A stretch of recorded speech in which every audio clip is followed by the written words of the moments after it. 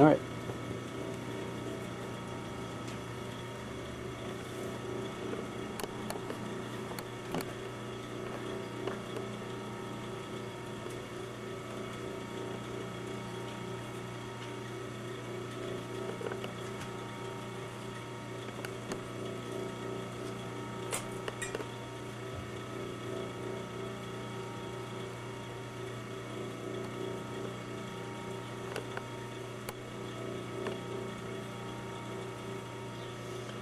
So for the secondary flower, I'm going to have a more open flower, and for the primary, I'm going to have a longer flower.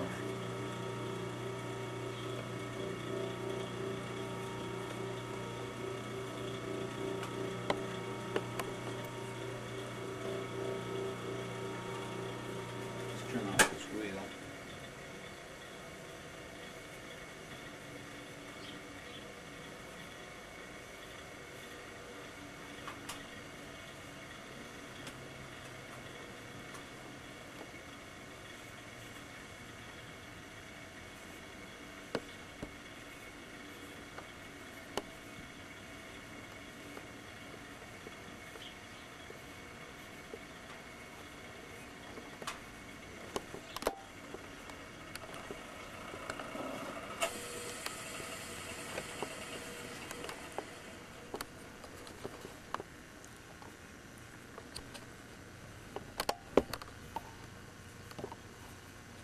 Now the interesting thing about the Ming designs is often the leaves are closer to Art Nouveau than you ever think. They do two types of leaves. One of them is a pointed leaf and one of them is a wavy leaf. We're going to use the wavy leaf on this particular design. It's a little more undulating.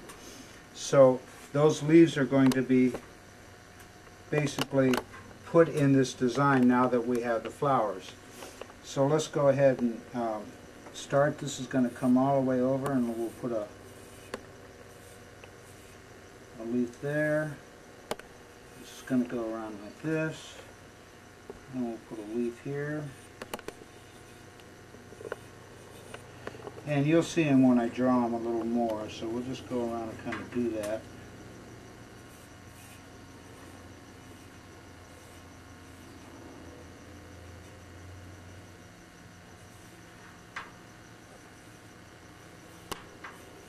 Now the hard thing is I'm drawing on glaze. This is not a smooth surface, it's actually a pebbly surface.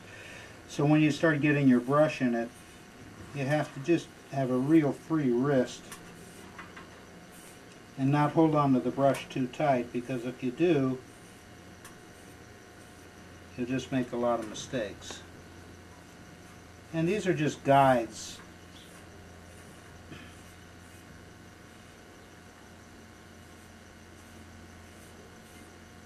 And that's kind of what the leaf's going to look like.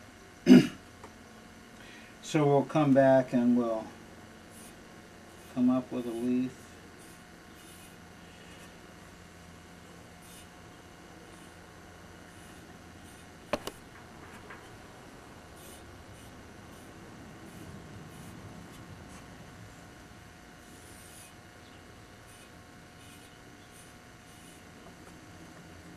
Okay, and then we'll start adding some. Now we got a leaf down here, it's going to come down. I like to break borders a lot. It gives it a really kind of nice sense when you cross a border. Not all the time, but some of the time. It almost looks like a mistake, which is cool.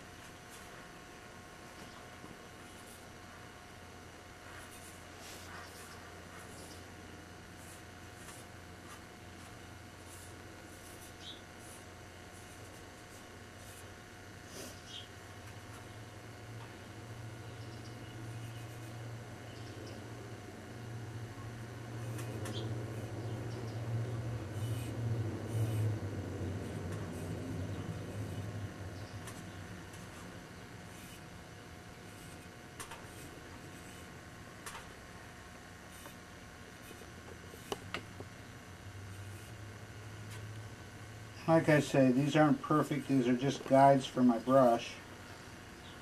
And you see how it's starting to fill in and fill out.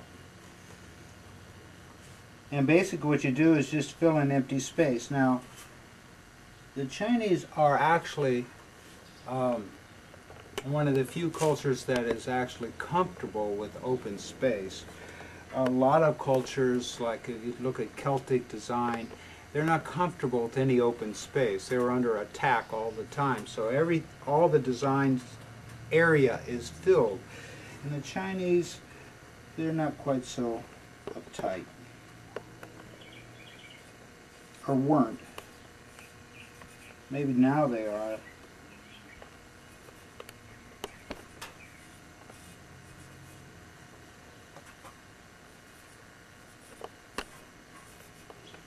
And basically you want the leaves to flow in the same direction, but every now and then you want something that counterbalances that. So I'm just kind of coming off the other way. And maybe we'll just put a little curlicue here, and a curlicue here, and a curlicue there. Same thing. That's the kind of thing they did. Now, of course, this is not an exact Ming design. This is just taking the concept of an 8-sided lotus flower and the basic leaf pattern and just filling it in and doing it. So that's why each sink is totally different, is because I don't have a stencil. I just kind of filling it in. So on this half we might run that same design. What did I do? There it is. And we'll see how it works out. May use it, may not.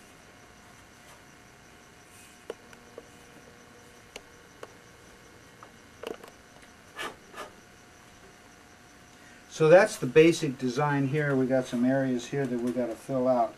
So the decision here is in what direction does this leaf go, and this movement is coming down, so, and these are coming down, so I think we'll come right off this top here.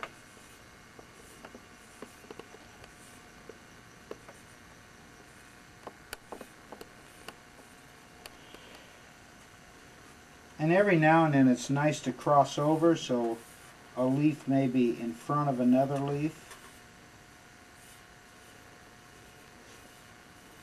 A little crowded right there, but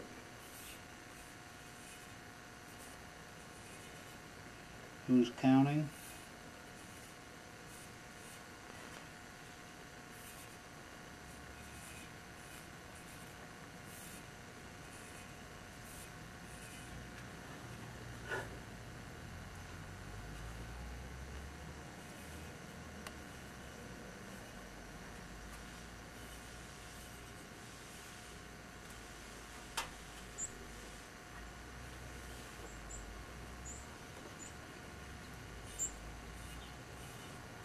Every now and then I'm glancing at a couple of old Ming pots just to give me an idea of what the leaves look like.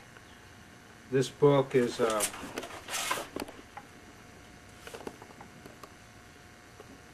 just a studio art book from Japan. It's half in Japanese and half in Portuguese, so I don't know what anything means in it, but but I can read a picture. So that's that basic